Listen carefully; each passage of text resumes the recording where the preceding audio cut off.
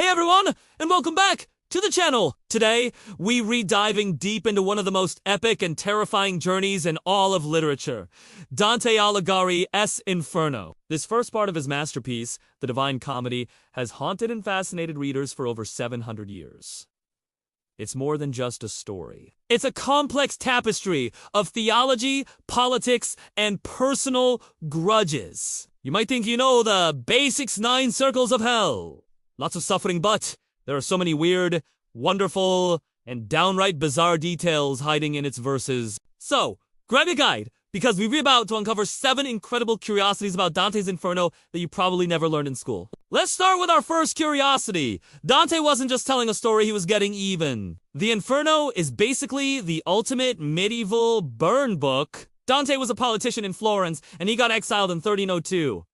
He was, to put it mildly, pretty bitter about it. So, as he journeyed through hell, who did he happen to find suffering in the various circles? A whole lot of his political enemies. He populates hell with real people, many of whom were still alive when he was writing. Imagine picking up the hottest new book and finding your name on the list of people being eternally tormented. He places popes he disagreed with, rival politicians, and corrupt Florentine officials in specific circles, describing their punishments in glorious, gory detail. It was a genius move away to cement his own political views, slander his enemies for all eternity, and create a captivating story all at once. Talk about holding a grudge! Next up, a question that has puzzled scholars for centuries.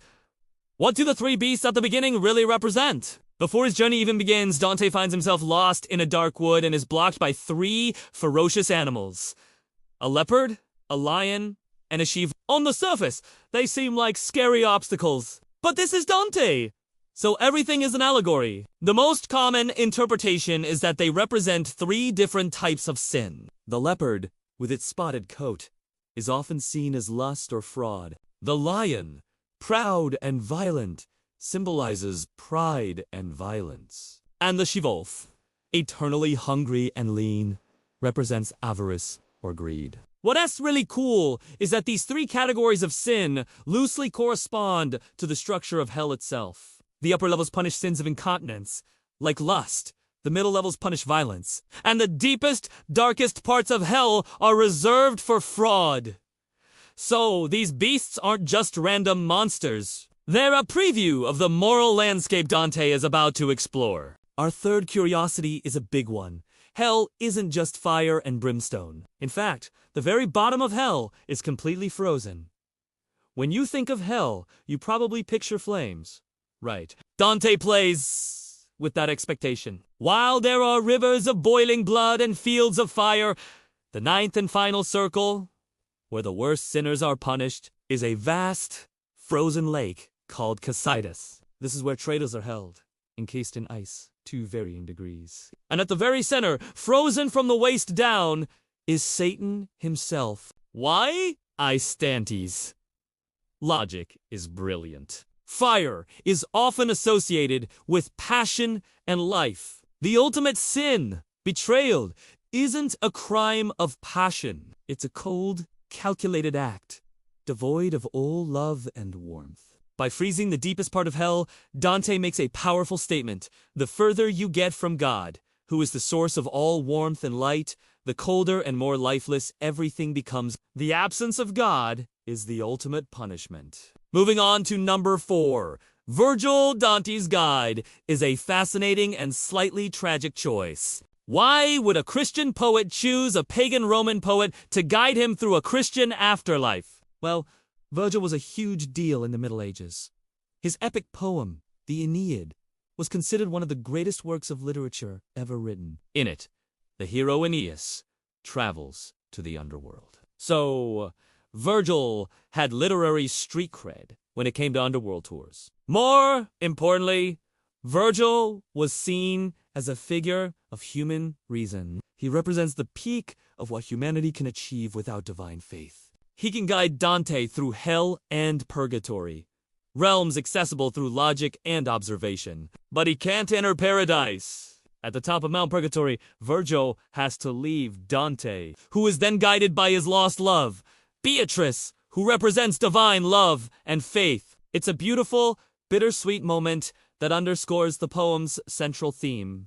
Reason can only take you so far. Faith is required to reach the divine. Let's talk about the punishments, because this is where Dante's imagination really runs wild. Our fifth curiosity is the concept of contrapposto. This is the organizing principle for all the punishments in the Inferno. It is an Italio term that roughly means suffer the opposite or suffer the likeness. Essentially, the punishment fits the crime in a poetic and often gruesome way. For example, the fortune-tellers and soothsayers who tried to see into the future in life have their heads twisted on backward so they can only ever see what's behind them and are forced to walk backward for eternity. The wrathful are stuck in the muddy river Styx, endlessly fighting each other just as they allowed anger to consume them in life. The gluttons are forced to lie in a filthy slush, pelted by a never-ending, disgusting rain. This wasn't just about torture, it was about justice. For Dante, the punishment was a physical manifestation of the sin itself, revealing its true, ugly nature. For our sixth point, let us look at a group of sinners you might not expect to find in hell, the virtuous pagans, the very first circle of hell. Limbo isn't a place of torment. It's more of a sad, gray space. Who lives here? People who lived virtuous lives but were born before Christ or died without being baptized. This includes great thinkers and heroes of antiquity like Homer, Socrates, Plato, and even Virgil himself. Their only punishment is that they live without hope, forever yearning for a God they can never know. They sigh eternally, not out of pain, but out of unfulfilled desire. This was Dante's way of wrestling with a major theological problem.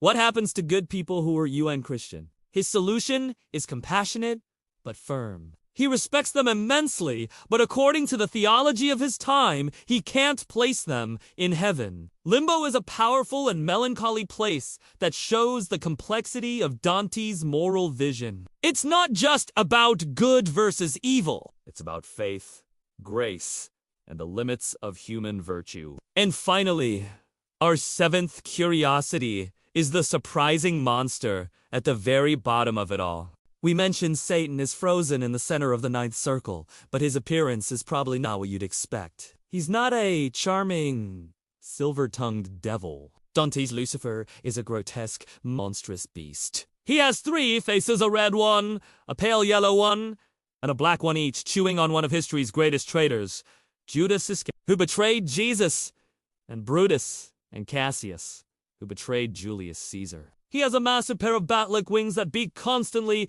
creating the freezing wind that keeps the entire ninth circle frozen. He is impotent, trapped, and weeping bloody tears from his 6 eyes. This isn't a powerful king of hell ruling his domain. This is the ultimate sinner, completely powerless and locked in his own eternal, miserable prison. Dante's message is clear. Evil is not glamorous or powerful. In the end, it is ugly, pathetic, and So there you have its 7 incredible curiosities that make Dante's Inferno so much more than just a list of punishments. It's a political weapon, a deep psychological study, a theological debate, and a masterpiece of world-building that continues to inspire and terrify us centuries later. It's a journey that reminds us that our choices have consequences, and that even in the darkest of places, there's a complex and fascinating order to be found. What's your favorite detail from the Inferno? Is there another curiosity you think should have made the list? Let me know down in the comments. I'd love to hear your thoughts. Thanks so much for watching. If you enjoyed this deep dive, don't forget to like, subscribe, and hit that notification bell so you don't miss our next adventure into the classics. See you next time!